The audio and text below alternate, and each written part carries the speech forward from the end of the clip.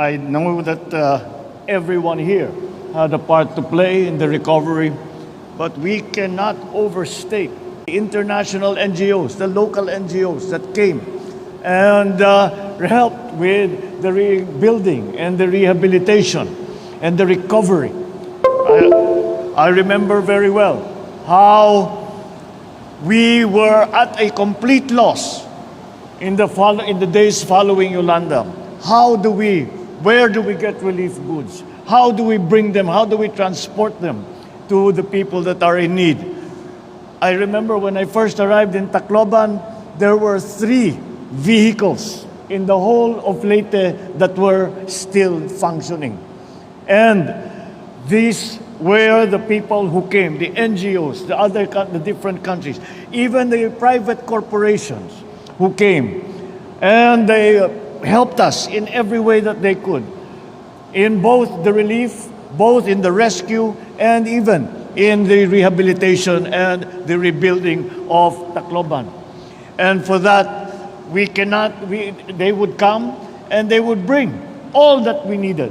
They would bring relief goods, they would bring water, they would bring water purifiers, they would bring fuel, they would bring transportation.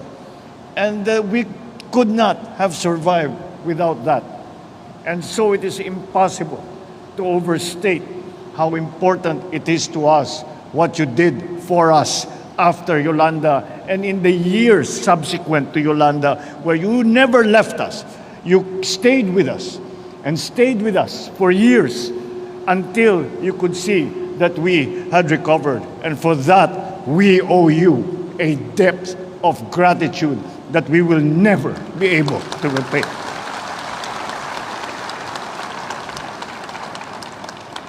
Also here is, we will introduce our now DNR Secretary, who was then with the Manila Observatory. Nauna po siya. They were the first to forecast how strong Yolanda was going to become. And we could not believe the figures that she was saying, that umabot ng 370-kilometer gusts. And up to now, we have not seen that kind of weather anywhere around the world. And that is why we have now recognized that this was the onset of the worst effects of climate change. Andito rin ngayon, Senator Francis Tolentino, kailangan po natin batiin dahil MMDA siya, Metro Manila Development Authority, napakalayo po. He was far away.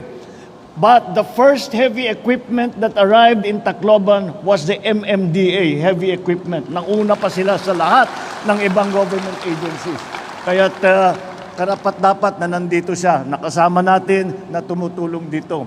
Andito rin si then Secretary Mark Villar na pinagpatuloy nung panahon ng nakaraang administrasyon, nung siyang Secretary ng Department of Public Works, ay siya ay nagpatuloy ng reconstruction at ginawa niyang prioridad. Kaya kami na tiga rito ay muling nagpapasalamat sa inyo. And of course, ang ating Housing Secretary na naging kasama, nandito rin si Job Bentay ng NHA, lahat sila ay tumutulong para pagandahin dahil yung unang ginawang reconstruction ng mga bahay ay hindi pumasa kay Mayor Alfred. At sabi niya, hindi po pwedeng tirahan ito. Kaya't binalikan po natin. We went back and we made sure that the facilities that were being created are now suitable for the families that lost their homes. And that is why they continue the recovery, the rehabilitation, the rebuilding still continues. Nandito rin po ang ating Secretary ng DILG, Secretary Benhur Abalos, dahil alam nyo, yung pinaghirapan po natin, the suffering that we went through during Yolanda will not go to naught because we have shown the rest of the country and the rest of the world what needs to be done. The suffering that we went through is now a bellwether of what the world needs to face when we talk about climate change. Kaya po, ito po ang naging naranasan natin dito sa Western Visayas, hindi lamang po Tacloban, hindi lamang Leyte, pati Samar Island, ay malakas ang tama hanggang Ormoc. Tinamaan ng Yolanda. Lahat yan, kahirapan na dinaanan natin, marami tayong naituro sa buong Pilipinas at sa buong mundo para kaya natin harapin ang mga nagiging problema dahil nga sa ating climate change. At nung panahon na yon, si Speaker Romualdez ay majority floor leader pa lang, hindi pa siya speaker noon. At nandito kami, ako naiwan dito, senador ko noon, naiwan ako dito sa Tacloban, doon ako nakakamping doon sa bahay ni Congressman Martin.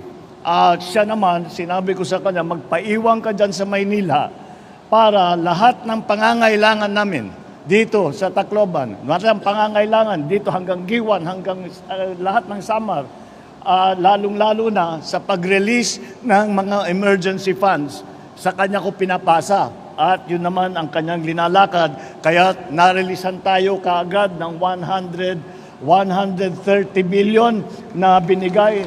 Yun ang unang pumasok na pondo para makapagbigay tayo. Tapos nandyan po yung ating mga tumulong at nung medyo nasalba na natin lahat ng mga survivor at nakuha na natin, ay nandyan naman po yung ibang NGO nagsimula ng Cash for Work program para naman linisin na ang mga gusali, linisin na ang mga nagkalat. At ito po ay lahat ng ating mga kaibigan ay hindi na natin sinasabing kaibigan na lang, kung hindi ito po ay ating mga naging kapatid na dahil sa lalim ng pinagsamahan natin at hindi po tayo iniwanan hanggang nakita nila tapos na ang trabaho nila dito sa atin sa Western Visayas, sa Tacloban, sa Leyte. 10 years have gone by, and yet the memory of this tragedy remains indelible in our hearts and in our thoughts. The devastation we suffered included over 6,000 lives lost, over 28,000 injured, over 1,000 missing, and over 3 million families affected. And to this day, we still do not know the true scope of our loss. Because we grieve and we mourn those of our dead. But we must always keep a special place in our hearts for those who we lost, who are uncounted, who are unrecorded.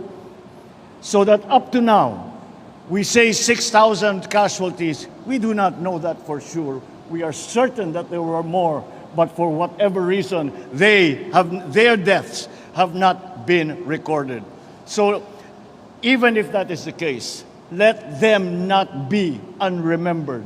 So when we grieve and when we mourn for our dead, keep a special place in your heart for those who have not been known to have gone. But we know in our hearts, we know the loss that we feel.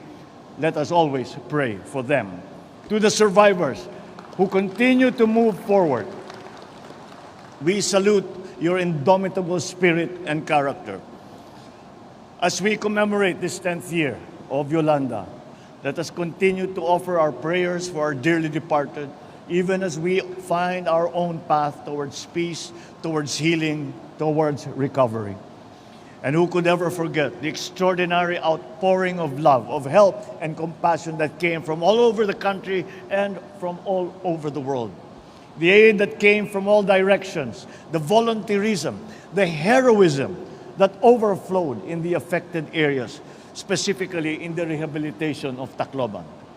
Indeed, what we saw back then was the spirit of bayanihan in its truest form, moving without prompting, without hindrance, and without ceasing. And much to our surprise, we saw that Filipino bayanihan spirit coming from our friends from all other lands. So to all the national leaders, all the local leaders, then and now, the private sector, the international, local organizations, volunteers, donors accept our eternal gratitude. But the work is not done. The work is not done. There are still many who continue to await our assistance. So we have engaged the Department of Human Settlements and Urban Development and the National Housing Authority to accelerate the provision of housing units and land titles to our beneficiaries. And I also urge the Yolanda response clusters to work closely with concerned local governments to address the lingering issues of the different affected communities. Let us continue to work hard so that we can provide them with the tools and the resources to rebuild their lives. At this point, let me, of course, acknowledge the local government of Tacloban City for rising above this challenge and working hard to strengthen the locality's disaster resiliency. Ang inyong mayor po ay he has become now the poster boy of climate resilience not only in the Philippines but around the world. Kapag meron silang hinahanap na sino ang expert tungkol sa mga nagiging problema na dinudulot ng climate change, si Mayor Alfred Romualdez po ang hinahanap kung saan-saan. Kaya't nakilala na ang Tacloban sa inyong tibay, sa inyong tapang, sa inyong galing, sa inyong sipag at sa inyong pagmamahal. I recognize that your disaster risk reduction and the management efforts to the creation of contingency, public service, and the disaster response plan, both at the barangay and city levels, are now in place.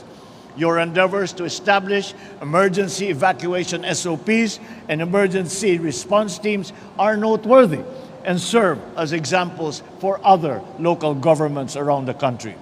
Equally important is your collective action to protect and rehabilitate your communities through reforestation, river embankment and stabilization, and other environmental conservation programs.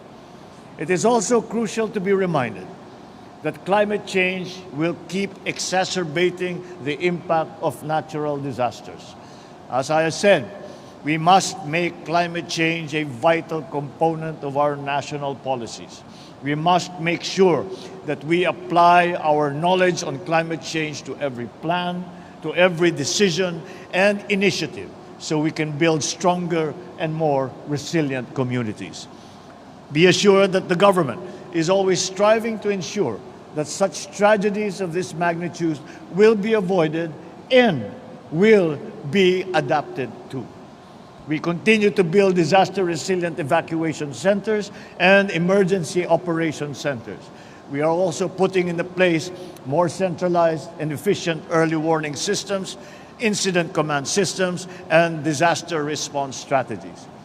The development and deployment of new technologies such as GeoRisk PH and Plan Smart, along with the continuous conduct of information and education campaigns, simulation drills are also aimed to save lives.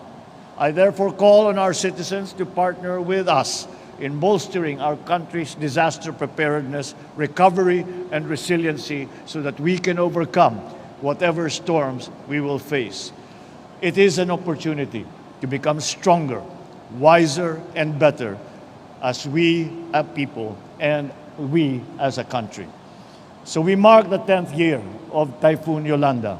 Let us also celebrate the unparalleled spirit of the Waray and of the Filipino. Let us take pride in the fact that we triumphed over this calamity through our innate bayanihan, which inspired people all over the world. Let us envision, let us dream, let us work towards building a better nation, isang bagong Pilipinas, in honor of those who have passed on and for the benefit of our future generations. Thank you and good morning.